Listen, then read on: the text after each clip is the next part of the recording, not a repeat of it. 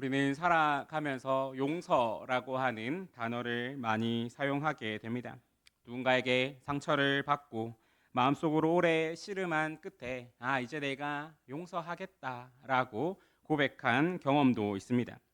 그런데 나는 분명 그 사람을 한번 용서했는데, 그런데 시간이 지나고 그 사람을 다시 만나는 순간에, 혹은 어떤 비슷한 상황을 겪는 순간에 우리의 마음 한 구석에서 무언가가 올라오는 감정을 느낀 적이 또 있게 됩니다.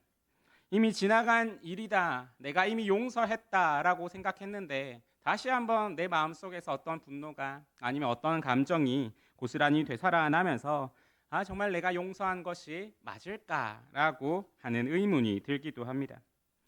우리는 용서를 생각할 때에 용서가 한 번의 결단, 그리고 어떤 한 번의 사건이라고 생각하기가 쉽습니다. 그런데 오늘 본문에서 예수님은 전혀 다른 차원의 말씀을 하십니다. 하루에 7번이라도 용서하라. 너희가 한 번 용서하고 두 번 용서하고 계속해서 그 용서를 하라라고 말씀하십니다. 정말 한 번도 쉽지 않고, 그리고 일주일에 한 번 용서하는 것도 쉽지 않은 우리인데 어떻게 하루에 7번이나 용서하면서 살아갈 수가 있게 됩니까? 우리는 이 질문을 가지고 이 본문을 읽을 때 과연 그러한 삶이 우리에게 가능한가라고 하는 질문을 가지게 됩니다. 그리고 오늘 본문은 바로 이 질문 앞에 우리를 세우게 됩니다. 그리고 이 질문에 대한 답을 찾아가는 과정에서 예수님은 이것 전에 우리가 살펴보아야 할 것이 있다라는 것을 말씀해 주시는데, 그것은 바로 우리가 누구이며, 그리고 우리가 서로에게 어떤 존재가 되고 있는가라고 하는 것입니다. 우리가 어떤 사람을 대할 때에, 그리고 어떤 사람과 관계를 맺을 때에 우리가 어떤 존재로서 이 안에 있는가라는 것이 사실은 우리가 서로를 대할 때에 많은 영향을 끼치게 됩니다. 이 사람을 어디에서 만났는가, 어떤 관계로 만났는가, 그리고 어디에서 만났다면 그 큰 틀에서의 그 관계 속에서 그 공동체가 아니면 이 모임이 우리에게 규정하는 바는 무엇인가라는 것에서 따라서 우리는 서로 간의 관계를 어떻게 맺으면서 살아가고, 나는 너에게, 너는 나에게 어떻게 대할 것인가 라고 하는 것들이 우리 마음속에 어떤 선으로서 규정되기가 쉽습니다. 예수님은 이것을 말씀하시면서 우리가 용서하기 전에 먼저 바라보아야 할 것, 우리가 누구이며 어떤 존재로서 우리가 서로 만나게 되었으며, 그리고 나서 우리는 서로에게 어떤 존재가 되어 주어야 하는가, 이것을 먼저 살펴봄으로써 우리 안에서 어떻게 용서가 일어날 수 있는가라는 것을 설명해 주시게 됩니다. 예수님은 1절에서 실족하게 하는 것이 없을 수는 없으나라고 먼저 말씀하십니다. 죄가 들어온 이 세상에서 사람과 사람이 관계를 맺고 살아가는 한 서로를 넘어지게 하는 일은 사실 피할 수 없는 일입니다.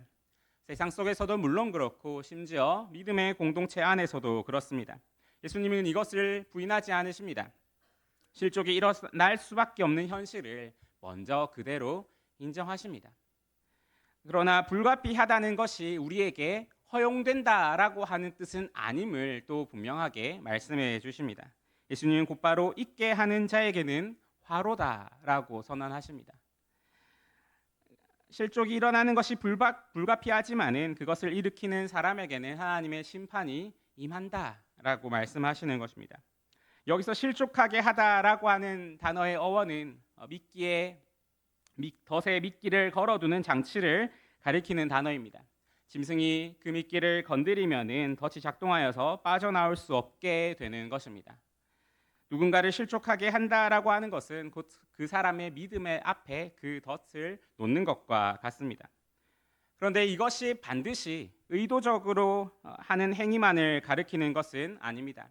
사실 우리가 살아가면서 우리가 고의적으로, 그리고 악의를 가지고 저 사람을 넘어뜨려야겠다라고 생각을 해서 누군가를 상처를 주고 어떤 함정을 파는 일은 정말로 극히 드물게 됩니다. 오히려 대부분의 실족은 의도하지 않은 채로 일어나게 됩니다. 나의 무심한 어떤 한마디가, 아니면 습관적으로 던진 그 한마디의 말이, 아니면 한순간의 어떤 나의 위선적인 모습이 누군가에게는 믿음을 흔드는 덫이 될 수가 있습니다. 의도하지 않았다라고 해서 책임이 면제되는 것은 아닙니다. 예수님의 오늘 경고는 의도의 유무와는 상관없이 결과의 심각성에 달려 있다라는 것을 우리에게 보여주게 됩니다.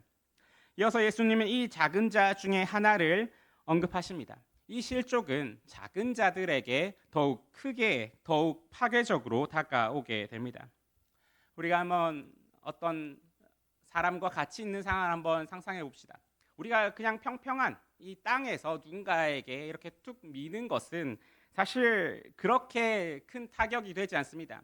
아마 조금 힘을 주어 민다고 해도 잠시 중심을 잃었다가 다시 금방 중심을 잡게 될 것입니다. 별일이 아닐 수도 있습니다. 그런데 얼음판 위에서 누군가를 미는 것을 한번 생각해 봅시다. 같은 힘으로 얼음판 위에 있는 사람을 밀면은 어떻게 됩니까? 그 사람은 크게 미끄러서 넘어지고 심하면은 큰 부상을 입게 될 수가 있습니다. 같은 힘이지만은 내가 어디에 서 있는가, 어느 바닥에 서 있는가라고 하는 것 때문에 결과가 전혀 달라지게 되는 것입니다. 믿음이 연약한 작은 자는 얼음판 위에 서 있는 사람과 같습니다. 우리에게는 아무것도 아닌 말, 그리고 우리에겐 대수롭지 않은 행동이 치명적인 넘어짐이 될 수가 있습니다. 우리가 무심코 던진 한마디의 말이 정말 괜찮은, 정말 건강한 사람에게는 정말 스쳐 지나가는 바람이 될 수가 있지만은 갓 믿음을 시작한 사람이나 아니면 영적으로 힘든 상황 속에서 있는 사람에게는 그 한마디가 그 믿음의 뿌리를 흔드는 태풍이 될 수도 있는 것입니다. 예수님은 바로 이것을 경고하고 계십니다. 우리는 이 경고를 먼 이야기로 들어서는 안 됩니다. 교회 안에서 일어나는 소외와 차별과 판단과 정죄와 위선과 냉담함, 이 모든 것이 실족하게 하는 것에 해당합니다. 이것들이 쌓여서 결국 누군가를 교회 밖으로, 누군가를 그 믿음의 밖으로 밀어내는 모습을 오늘 예수님은 결코 가볍게 여기지 않겠다라고 말씀하십니다.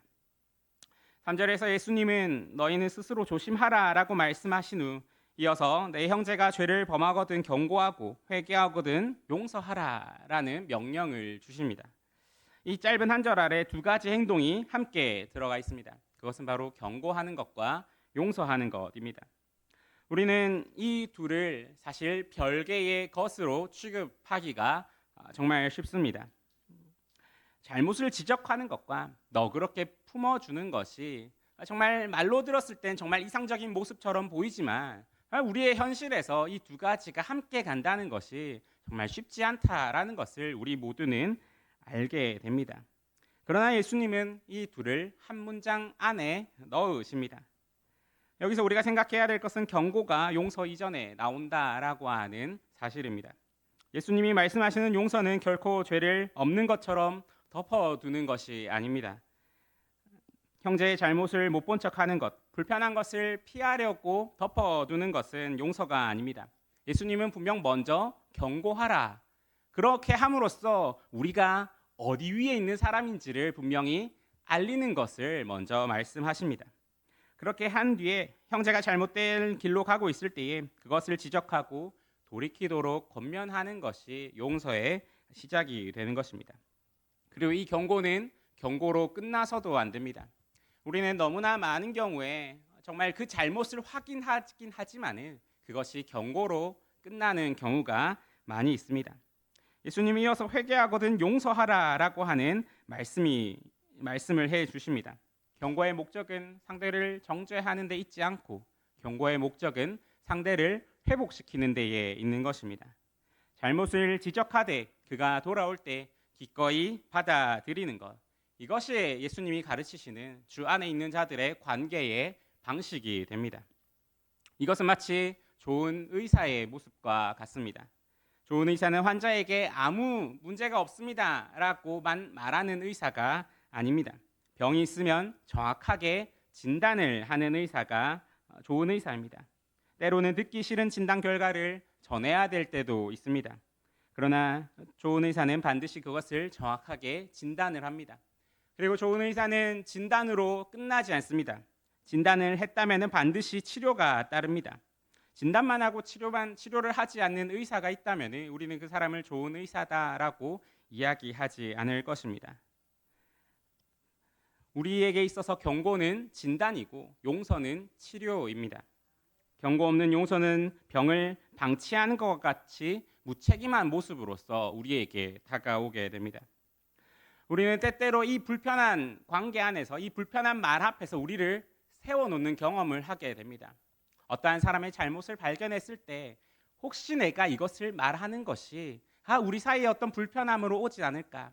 아니면 과연 우리가 어떤 사이이길래 아니면 내가 저 사람에게 이 말을 해도 될까라고 하는 질문이 우리 안에서 계속해서 생겨나게 됩니다. 우리는 그 말 한마디가 주는 어떤 파괴적인 미래를 떠올리게 됩니다. 그래서 어떤 우리의 관계를 위하여서 아니면 어떤 문제없는 우리 사이의 어떤 관계를 위하여서 우리는 때때로 어떤 잘못들을 덮어두고 그냥 넘어가기도 합니다. 그때 당장은 관계가 편안해 보이지만 그 형제는 죄 가운데 안에 머무르게 됩니다. 또 반대로 용서 없는 경고는 진단만 내려놓고 환자를 절망 속에 버려두는 것과 같습니다. 내가 잘못했다라고 말하고 돌이킬 기회를 주지 않는다면 그것은 사랑이 아니라 정죄가 됩니다. 예수님은 이 둘을 반드시 함께 행하라고 하십니다. 정직하게 지적하되 따뜻하게 품어주는 것, 이것이 진정한 그리스도인의 관계가 됩니다. 예수님은 남을 넘어뜨리지 않도록 조심할 뿐만 아니라 이제 넘어진 그 형제를 향하여서도 어떻게 해야 하는가라고 하는 것을 말씀해 주십니다. 너희는 조심하라, 스스로 조심하라라고 하는 말씀을 통하여서 우리가 이 원리 안에 있는가, 우리의 관계가 이런 예수님의 말씀 안에 있는가라는 것을 우리는 계속해서 돌아보아야 합니다. 지적할 때 혹시 내가 사랑 없이 하고 있는 것은 아닌가? 지적할 때 혹시 이것이 회복을 위한 나의 말인가? 아니면은 정말로 그것이 내 눈에 보기 불편해서 아니면 단순히 그것이 잘못되었기 때문에 하는 말은 아닌가라고 하는 것을 우리는 계속 스스로 돌아보아야 합니다. 용서할 때 진리 없이 용서하고 있지는 않은지 우리는 늘 스스로 살펴보아야 합니다. 예수님이 모든 것을 말씀하신 후에 우리의 용서에 관해서 말씀하시는데 우리가 생각한 것보다 한 걸음을 더 나아가십니다. 만일 하루에 7번이라도 내게 죄를 짓고 7번 내게 돌아와 회개하노라 하거든 너는 용서하라 라고 말씀하시는 것입니다. 이것이 참 말이 쉽지 우리가 누군가 한 사람이 같은 날에 똑같은 잘못을 나에게 한 번 하고 2번 하고 3번 하고 할 때마다 내가 잘못했습니다. 미안합니다. 내가 회개합니다. 라고 말한다면은 과연 그 말을 진심으로 받아들이고 그렇습니까? 그럼 내가 용서하겠습니다. 라고 말할 수 있는 사람이 얼마나 되겠습니까? 우리가 한번 이 말씀을 정말 그대로 받아들이고 우리 일상 속에서 실천한다 라고 생각해 볼 때에 아마 한 2번까지는 어떻게든 참을 수 있을 것 같습니다. 그러나 3번째가 되면은 의심이 시작됩니다. 그리고 아마 5번쯤 나에게 똑같은 잘못을 할 때면은 도대체 그 당신의 그 회개한다는 말이 진심입니까? 그런데 왜 행동이 변하지 않습니까? 라고 되물어 볼 것 같습니다. 그리고 그것이 7번째에 이르게 되면은 이 사람은 분명히 나를 무시하는 거다라는 생각이 우리 안에 있고 그것이 우리에게 있어서 분노로 표출될 가능성이 참 높습니다. 사실 이것이 우리의 자연스러운 반응이 됩니다. 그러나 오늘 말씀은 그 7번을 뛰어넘습니다. 성경에서 7은 완전수로서 하루에 7번이라는 것은 정확히 7번만을 의미하는 것이 아니라 그 용서의 한계를 없애라라고 하는 말씀입니다. 형제가 돌아올 때마다 몇 번이든 용서하라라고 하는 것입니다. 마태복음 18장에서 베드로가 7번까지 하오리까라고 물었을 때 예수님께서 7번뿐 아니라 7번씩 70번까지도 하라라고 하는 것과 같은 맥락을 가지고 있습니다. 그리고 또 한 가지 예수님의 말씀 중에 우리가 주목해서 보아야 할 것은 예수님이 내가 회개하노라 하거든 이라고 말씀하신 부분입니다. 하루에 7번이나 같은 죄를 짓고 하루에 7번이나 나에게 잘못을 하고 돌아온 사람의 회개가 진심일 수 있겠나라고 하는 의문은 우리에게 너무나 당연스럽게 드는 생각입니다. 그런데 예수님은 상대의 회개가 진심인가? 그리고 아니면은 정말 말로만 하는 것인가라고 하는 그 판단을 우리에게 맡기지 않으십니다. 예수님은 회개하노라 하거든이라고 말씀을 하십니다. 그가 돌아와서 회개한다라고 말하면은 그것이 우리의 용서의 조건에 충족이 된다라고 말씀하십니다. 우리는 사람의 마음속까지 들여다볼 수 있는 존재가 아닙니다. 마음의 진정성을 완벽하게 판별하는 것은 오직 하나님만이 하실 수 있는 일입니다. 그렇기 때문에 예수님은 우리에게 너는 심판자의 자리가 아니라 용서하는 자리에 서 있어라. 그 용서하는 자리에 서서 상대가 회개하노라 말하거든 그리스도의 그 사랑으로 용서해라라고 말씀을 하십니다. 그렇다면 이 불가능해 보이는 이 말씀을 우리는 어떻게 실천할 수 있게 됩니까?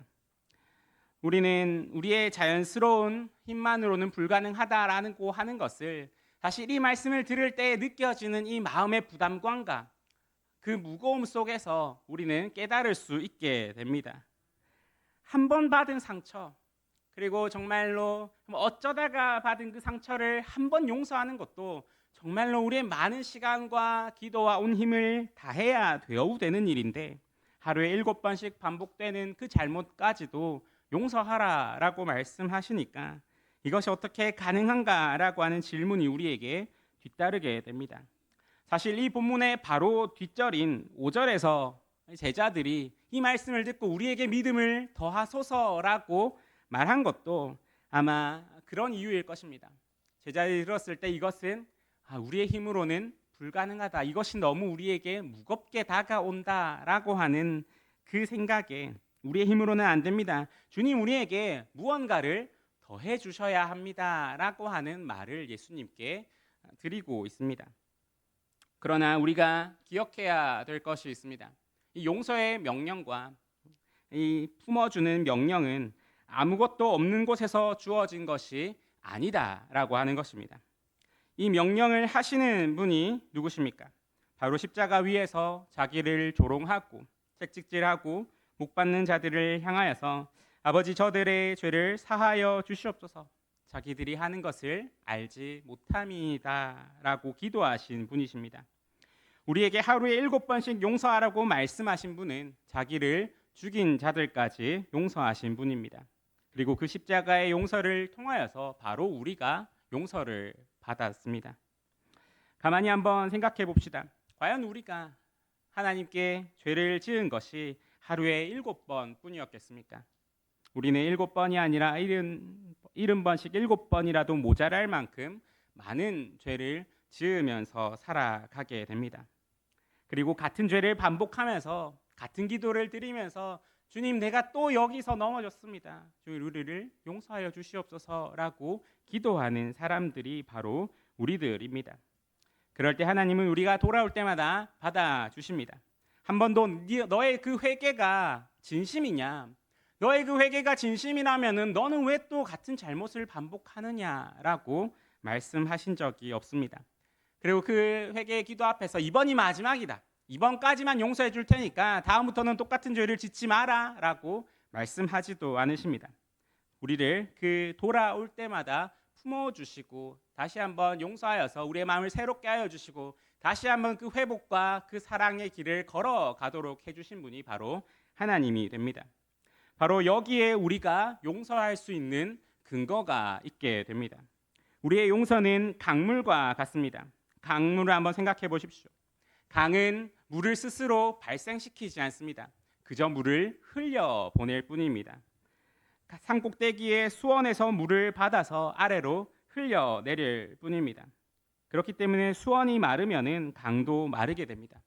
수원이 풍성하면은 강도 넉넉하게 흘러가게 됩니다. 우리의 용서도 이와 같습니다. 내 안에서 그 용서를 만들어내려고 하면은 내 감정을 억지로 짜내어서 정말 내가 정말로 노력하여서 그 용서를 하려고 하면은 금방 바닥이 드러나게 됩니다. 어떤 사람이 나에게 용서를 구할 때 그 사람을 2번 혹은 정말 노력하면 3번까지는 정말 어떻게든 쥐어짜내서 용서할 수 있을지 모르지만은 그게 더 나아가서 5번, 6번, 7번이 되면은 아마 우리의 그 강물은 바닥을 드러내고 고갈되고 말 것입니다. 그러나 하나님이라는 무한한 그 수원으로부터 은혜를 공급받는다면은 이야기가 달라집니다.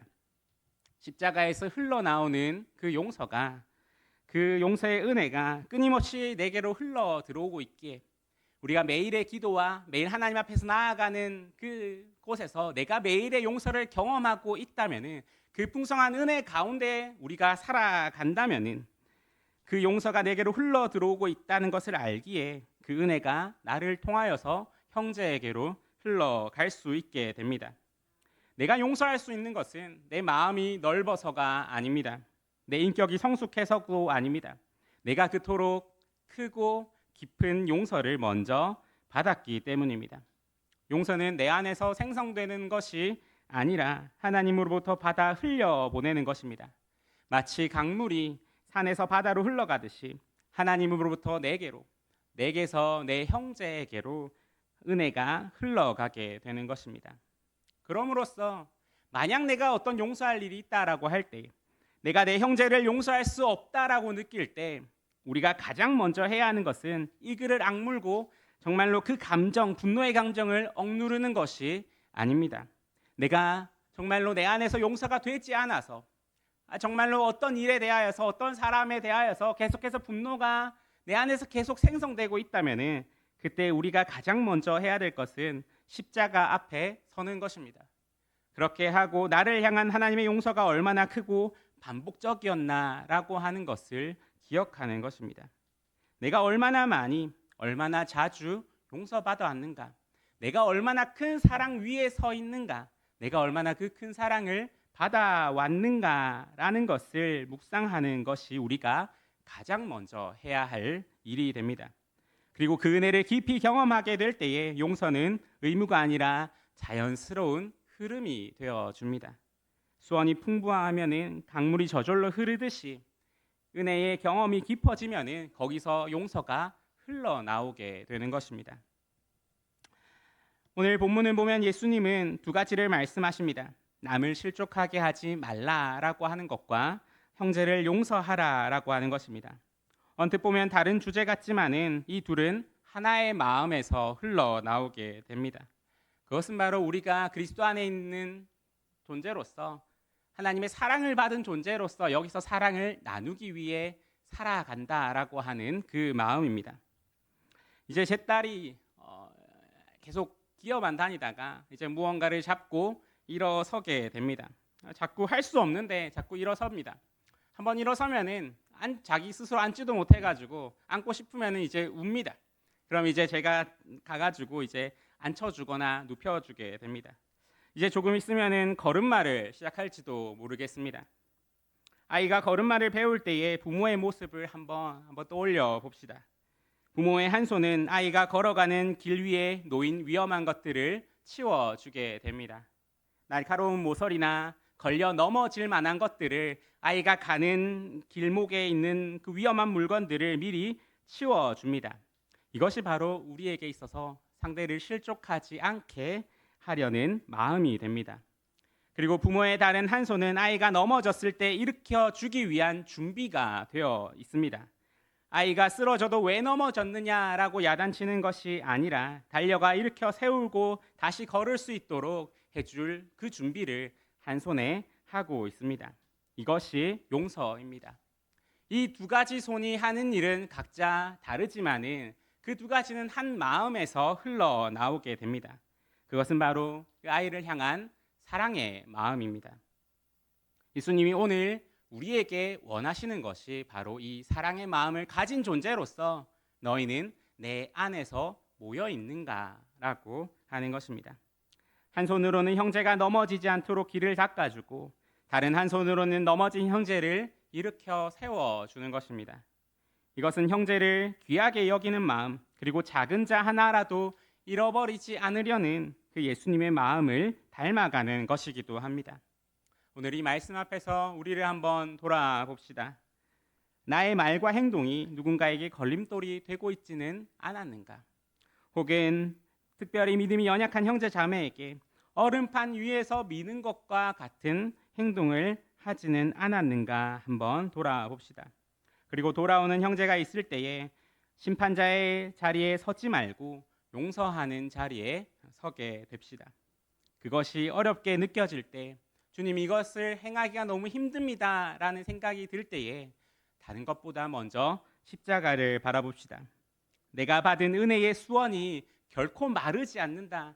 저기서는 풍성한 그 은혜의 샘물이 언제든지 넘쳐 흐르고 있다라고 하는 사실을 바라보며 그것을 풍성하게 경험하도록 합시다. 그 은혜가 우리를 통하여서 흘러 우리 교회를 서로 세우고 서로 품어주는 곳으로 만들어가기를 간절히 소망합니다. 함께 기도하시겠습니다. 은혜로우신 하나님 아버지, 오늘 주신 말씀 앞에서 우리의 마음을 열어주시니 감사합니다. 주님, 우리가 깨닫지 못하는 사이에 누군가의 걸림돌이 되었던 순간들이 있음을 고백합니다. 무심코 던진 말이 혹은 우리의 차가운 시선이 어떤 위선적인 태도가 연약한 형제 자매를 얼음판 위에서 밀어 넘어뜨리는 것과 같았음을 인정합니다. 주님, 이 죄를 사하여 주시고 우리의 입술과 우리의 발걸음을 지켜주셔서 우리가 작은 자 하나라도 실족하게 하는 일이 없도록 인도하여 주시옵소서. 주님, 용서를 하는 것이 참 어렵습니다. 그러나 주님, 우리의 힘으로 용서를 만들어내려 하지 않게 하시고 먼저 십자가 앞에 서게 하여 주셔서 정말로 날마다 주님 앞에 서서 그 크신 은혜를 깊이 경험하는 시간 되게 인도하여 주시옵소서. 그래서 그 마르지 않는 은혜의 강물이 우리를 통해 이웃에게로 흘러가게 하여 주시고, 그래서 주 안에 있는 교회가 정말로 천국의 기쁨을 맛보는 교회가 되게 하여 주시옵고, 이곳에 주님의 사랑이 흘러감이 우리에게 경험되게 하여 주시옵소서. 우리를 구원하신 예수 그리스도의 이름으로 기도드립니다.